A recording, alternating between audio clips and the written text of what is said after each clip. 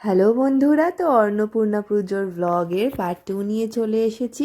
আর এখানে দেখো, মামার বাড়ির সামনে কিন্তু প্রত্যেক বছর এইভাবে সকলকে বসিয়ে প্যান্ডেল করে ভোগ খাওয়ানো হয়। তো আমরাও কিন্তু এখানে বসেই ভোগ খেয়ে নিয়েছিলাম।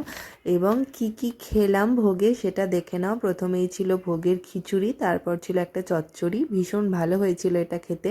তারপর ছিল পোলাও, তারপর ছিল আলুর দম, দেখে নাও দারুণ হয়েছিল কিন্তু পোলাওটা, কাজু কিশমিশ আর কড়াইশুঁটি দিয়ে। আর তার সাথে ছিল একটা শুকনো শুকনো মাখা মাখা কাশ্মীরি আলুর দম, যেটাও খুব ভালো হয়েছিল।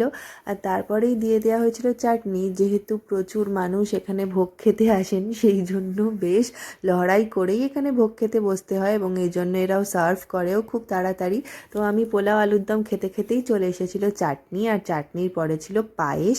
পায়েসটাও কিন্তু খুব ভালো হয়েছিল, এবং তারপর ছিল বোঁদে।